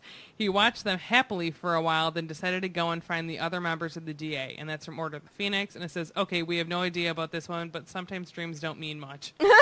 I love a way to end the article all about dreams, and then they don't really matter. All right. All I right. think that's all of the convincing we could possibly give. So are you convinced? So did we do it? Did we do it yet? I mean, I will go like I did not think about. I guess just going into it, like I said before, I had only thought of seers as future seeing. So if you go with present seeing and you go with, I think specifically for Voldemort stuff, I think you could qualify it. I just think you're putting a lot of qualifiers in front of it. So to say like Harry's a seer, I wouldn't be like, yeah. I'd be like, sure. But you definitely took me from my previous stance of like, no way is not there anymore. It's definitely in play, especially if you get down to like the specifics. So I win. I mean, I'm like more on your board too, because like I think that like the umbrella term would be seer, It's a and then different underneath kind. that, Yeah. there's tons of different kinds, Mhm. and he's at least got a touch of it where he can see. He's able to see things from a different perspective that like others might not necessarily have that ability. Yep. Yeah. Correct my hip. Oh, okay. All right, I see that you have something that you would like to talk about there, Mike. Yeah. Hope everyone has had fun for the past hour and a half talking about how wrong they are, because the real Seer is Ronald Weasley. Give it to me. So this is something that I've heard of and I had purposely avoided until I'd finished the books because I didn't want any sort of spoilers or stuff to happen, but something that I had noticed a little bit of and I did a little bit of a deep dive into research land to figure this out for this podcast, is the theory that Ron is a Seer when he says stuff offhandedly, which is the best way to be a Seer ever. So there are many instances throughout the books where Ron just like says some stuff in passing, just like, blah, blah, blah, whatever, and like doesn't actually mean it. And then it turns out to be true, which I think is very fun. So I've taken note of all these instances in book order. So in book 2, when they find out that Tom Riddle got the award for special services to the school, he says, quote, maybe he got 30 OWLs or saved a teacher from the giant squid. Maybe he murdered Myrtle. That would have done everyone a favor, which pretty great since we later learned that he did. In book 2, he also, when Hermione is like fawning over Gilderoy and Harry and Ron are first suspecting that he's a bit of a con artist of sorts. Ron says, Hermione's defense is, he's done all of those things. It's well documented in his books. And then Ron says, quote, he's just saying that he did all those things, which, as we learn later, is exactly what the case is. Then in book 3, when they are reading tea leaves, in his first attempt, Ron is trying to figure out like what he's seeing in Harry's, and he just very jokingly in the list of things he says, quote, a windfall, unexpected gold. And Harry received gold as a prize for winning the tournament in book 4. And then also he got that inheritance from Sirius in book 6. So that one came true twice. Harry's so rich. Then in book 4. But he really is. I know. He's But he really stacked, is. Loaded. Got that hair tonic money, Honestly. Sleek easy. Sleek easies. That's right. So then in book 4, when they're doing that homework for Trelawney, where they're just trying to come up with a bunch of stuff and figure it out, Ron suggests, why don't we say that you got stabbed in the back by someone you thought was a friend? And this comes true later on in book 4 with Ron, and then also in book 7 when Ron pieces out. Also in book 4, when they are talking about Barty Crouch Sr. disappearing in the Forbidden Forest and Snape's involvement in it, Ron says, quote, not unless he can turn himself into a bat or something. I wouldn't put it past him. Or sorry, Harry suggests that, and then Ron says wouldn't put it past him. And I mean, as we know from book 7, they say that Snape does this as like bat-like wings. And I've always wondered, does Snape like literally turn into a bat, or is it just because of the cloak and the way he was flying it looked like it? It's just the cloak thing. I know that people are like, there's so many theories out there about Snape being a vampire and everything, and That's fun. Joe has come out and has said, hard pass. Okay, she said that it was just like he looked like a bat. Yeah, he just has that vampiric feature. But it that theory got so big that she actually addressed it, which is pretty cool. Yeah, that's good. I mean, I've said this recently in a couple. I was recently on Alohomora, and I was getting corrected for things that weren't in the books, and I was like, I just need a J.K. Rowling book of all the things she said in interviews, because it is so hard for me because like now all I've read is the books and seen the movies. And recently in an episode of Potterless, I said something about, because in book 7 it implies that Dean and Luna at least get together are a thing. And in an episode I was like, I always wanted her and Neville to be together like they are in the movie, or at least how Neville says he likes her in the movie. And then everyone was like, what are you talking about, you idiot? It's Rolf Scamander. It's like, Rolf Scamander's not in the books. I'm sorry I didn't watch this interview that JK did for some like 2-bit publication. So I need a bound book of like all the stuff I've said in interviews by J.K. Rowling, so I can get my facts. What Pottermore was supposed to be, That's and then they what just I- completely changed the purpose of it, and it became like Well, like a big thing we get Nothing. is when we talk about the fact that Harry's scar, like, she literally said in an interview Oh gosh. that she goes, it doesn't mean anything. I just thought it was a cool shape. Like, how would you feel if I put, like, a donut on his head? Like, that's not... Yeah. But then, Yeah, like, and in everybody's People like, no, come it's at the us motion literally, of the like, spell. all the every time. month. And we're like, no, she said it means nothing. And just because, like, on one of the games or something, they gave it emotion of the lightning right. ball. Yeah. No, Really? I've Killing known curse, that. is. Yeah. I've seen that thing pop up a couple times, like, but more in some website did like oh, isn't this so cool? That's why it's a lightning bolt. And then I just have to keep replying every time someone sends it to me, which sucks because they send it to me and they're like, hey, I saw this. It's awesome. And then I have to reply and be like, sorry, it's not. Yeah, it's Yeah. I so feel bad. Yeah. it's so awkward sometimes. You're like, oh, how do I say this nicely? Because a lot of times they're trying to nicely correct us, Right. but they're not Sure. correct. Yeah, I've never had it as like a correction, I guess, because I've never talked about the significance of the shape. But yeah, usually it's people being like, hey, I saw this. It's really neat. And then so I don't have to like correct them, but I do have to unfortunately inform them that it is not pretty neat. Actually, that's not cool at all. Yeah, that's not. Yeah, you're wrong. Okay, so there's more Ron as a seer stuff because he's definitely a seer. Yeah. So in book four, Ron is talking to Hermione, and he says, I know Dumbledore's brilliant and everything, but that doesn't mean a really clever dark wizard couldn't fool him. And that the whole Grindelwald thing, which comes up later, could be under that. Yeah. And then also in book four, Hermione is pretty sure that Percy won't walk out on his family, but Ron is not so sure. He says, quote, I don't know, if he thought we were standing in the way of his career, he would. Percy's really ambitious, you know, which, he ends up doing that later on. And then finally in book six, after the Quidditch tryout thing where Ron is trying to be the new keeper, he says, quote, I was better than McLaggen anyway, Ron said in a highly satisfied voice. Did you see him lumbering off in the wrong direction on his fifth? Looked like he'd been confunded. So Was I- confounded. so I think it's funny, and I'm pretty sure I know that this is something that J.K. Rowling intentionally did, because in some sort of interview or something she said something to the effect of, you should pay attention to what Ron says, especially when he's angry. And that's what most of these quotes come from, is when he's angry in general or dismissive of someone specifically. And I just think that of all the seer powers, I think this is so funny that when Ron is just mad and just like rattles off something that he's not even thinking seriously about, he's correct. And then on the flip side, every time he tries to think critically about something, AKA when he accuses Snape and /or Malfoy of being guilty of everything, he's always wrong. So I think this is so funny. I think this is like easily the best It really element is cool. of Ron's character. I think it's I hilarious. love him. He's my favorite. Oh God, he's so funny in 6. It's crazy. But I love all of these examples because it's like he says some of the most outlandish things. Like when you're reading them, especially for the first time, you don't know, and he just like, says oh, these ha, off the wall ha. things, Yeah. and it's like, no, this is Harry Potter. So the outrageous things are they actually think the things that are happening. Yeah. So good. Well, too, and like a lot of people are. I mean, we've even had listeners that have never read the books and have only seen the movie. So like when you're getting Ron movie, like he's nowhere the as good as like book No. Ron, because he's so smart in the book. He's funny, like, and obviously he's saying things that like. If he said it in the movie, people like just kind of write him off, and he's like, oh well, Hermione's the smart one, so like listen to her, you know. So you're almost like overlooking him and what he's gonna say.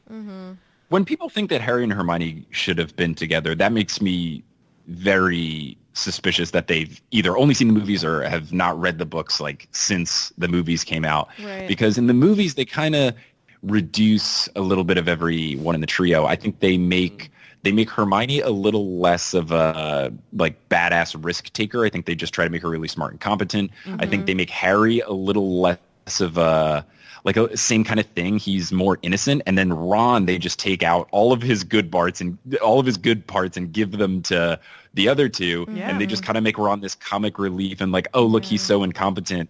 And it's like you already have Neville as that sort of a character for so long. So it's unnecessary. Yeah. So it makes me sad. They kind of take away a lot of what makes Ron interesting. And the great thing Agreed. about Ron is like he is the comedic relief in it, but he's also like Smart. He's so smart. Yeah. yeah, he's still competent. Like Yeah. he has his downfalls for sure, but I think that his his strengths don't get to be seen in the films. And I get like you can't have everything in there and stuff like that, but they take out some of that bit. They take out some of his humor, and it makes me a little bit sad. They give a lot of his lines to Hermione.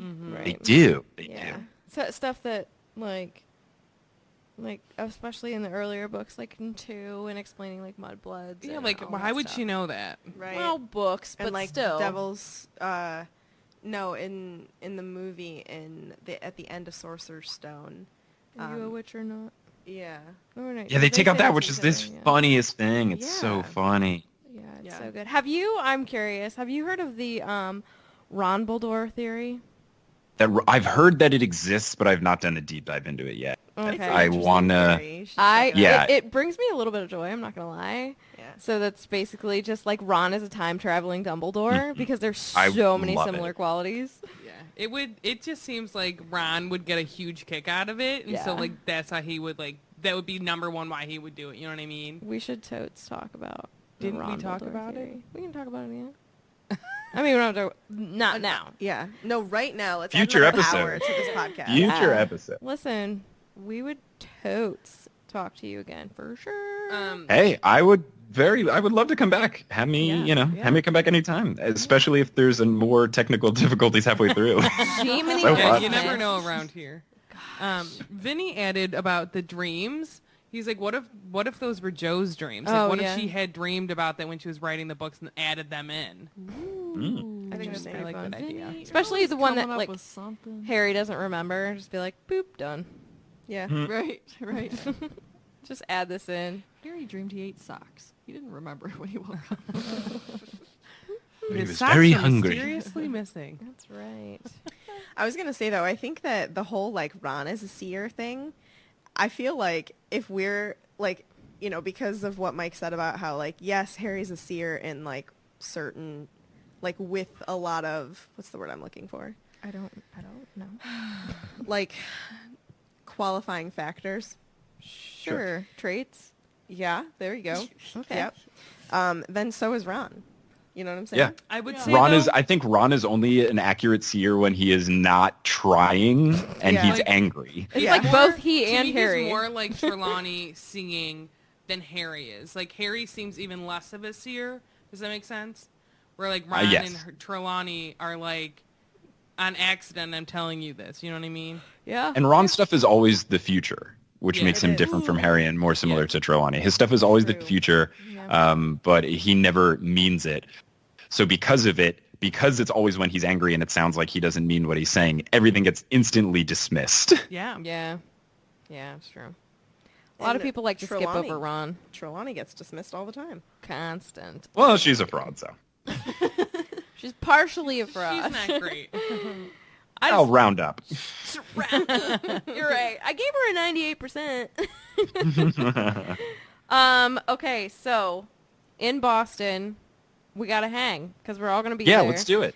I got really I'm- confused. I'm like, we gotta hang. What are we hanging? No, I'm literally gonna invite you to this This because is literally that's not nice. I know. It's- we told Chris Rankin we were gonna meet up with him, so you should just totally come and meet up with us and Chris and grab. Yeah, let's do it. Rajay.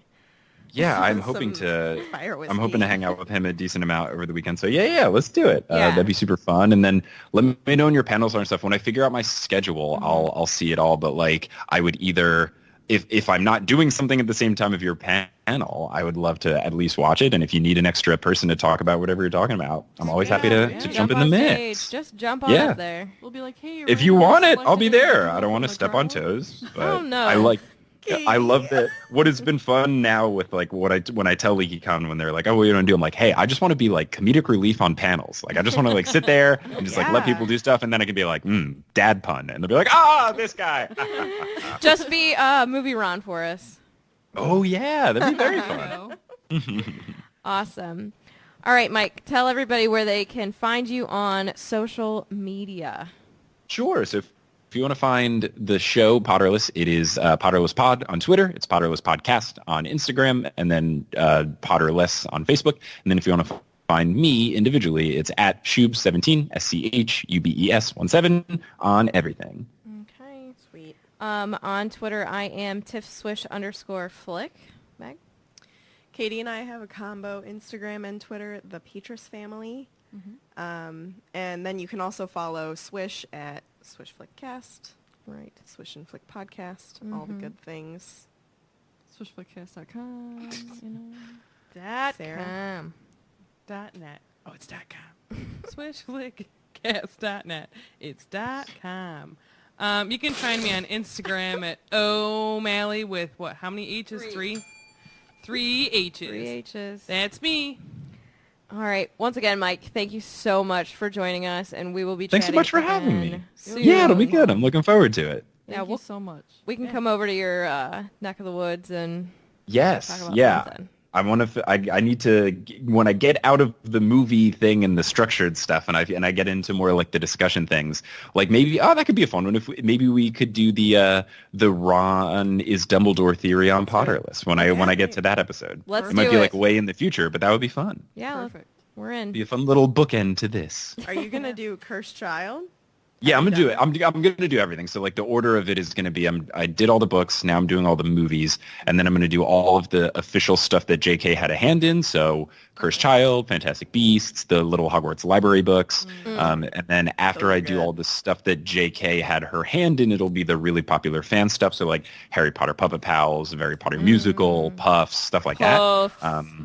And then So after that, it'll just get freeform with like big fan theories or stuff that's on Pottermore or the video games. So that's like, that will be phase 3 will just be a grab bag of Harry Potter related stuff. So that's where For the Ron as rest of Dumbledore your could fall life. in and we'll get you in the mix. It'll be super fun. Yeah. Yeah. awesome. Have you started watching the movies yet?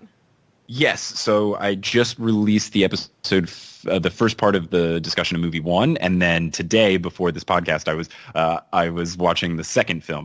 So after I finished the books, I've watched the movies, but now I'm watching them and like taking pages upon pages of notes upon like everything that's different, things that are strange, all kind of stuff like that. So yeah, I've watched them all once through and they're fine. And now I'm watching them with like a fine-toothed comb. Yeah. I think what I'm realizing now is like as a whole, the movies are like obviously you lose so much, but all of the adult actors are so freaking good. Like I just watching the second movie, the guy who plays Lockhart is perfection. So good. It is so funny. And like So he's such a well-known actor, and I had is. no idea. Obviously, when I yeah, was he's a 12 big watching deal. that, Which but, like it makes sense because he's incredible.